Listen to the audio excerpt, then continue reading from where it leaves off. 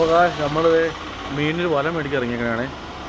നമ്മുടെ മീനെ കോരിക്കൊണ്ടുവന്ന വലയില്ലേ, അപ്പോൾ ആ വല മുഷിഞ്ഞു മാത്രമല്ല കീറി തുടങ്ങി കേട്ടോ. അപ്പോൾ വേറെ വല മേടിക്കാൻ വന്നേക്കുവാണേ.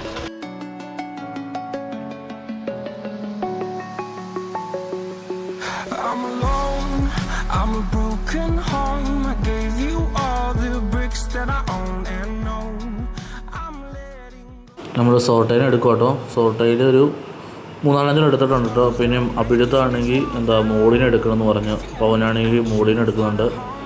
പിന്നെ ഞാൻ ഒരു മിസ്റ്റർ ഗപ്പിയുടെ 2 മീനുകൾ എടുത്തിട്ട് ചുമ്മാ ഒരു പേര് മിസ്റ്റർ ഗപ്പി കൊണ്ട് എടുത്തേ കേട്ടോ. സോട്ടയിൽ നല്ല ഇതുണ്ട് കേട്ടോ. ആണ് വേണ്ടി നല്ല വാലെന്നുള്ള നല്ല മീനൊക്കെയായിട്ട് എടുത്തേ പ്രായം. നമ്മൾ കുറച്ച് മീനോടെ എടുത്തിട്ടുണ്ട് കേട്ടോ.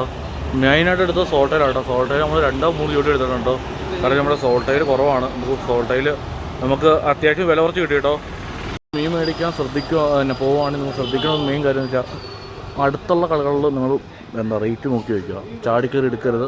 നിങ്ങൾ എപ്പോഴും ഒരു കട എപ്പോഴാണ് വില കുറഞ്ഞ് നിൽക്കുന്ന സമയത്ത് എടുക്കുക. അവിടെ ചാടിക്കറി നോർമലായിട്ട് കിട്ടുന്ന മീനുകൾക്ക് ചുമ്മാ വലിയ വില കൊടുത്ത് നിങ്ങൾ ഒരിക്കലും മേടിക്കരുത്. മണ്ടത്തരമാണ്.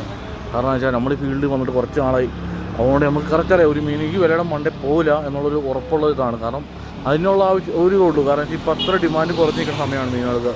അപ്പോൾ നമ്മൾ വലിയ പൈസ കൊടുത്ത് ഒരുപാട് മീൻ മേടിക്കരുത്. അത് മണ്ടത്തരം. മീനെ മേടിച്ച് നമ്മൾ വീട്ടിലേക്ക് പോകട്ടോ. നമുക്ക് മീനിനെ വിടുന്ന വീഡിയോയും എങ്ങനെ സെറ്റ് ചെയ്യാനുള്ള വീഡിയോ ഒക്കെ നമുക്ക് അടുത്ത് തന്നെ പറയാം കേട്ടോ. അപ്പോൾ നമുക്ക് എത്രയും പെട്ടെന്ന് പുതിയ വീഡിയോ ഇടാം. അതുവരെ ബൈ.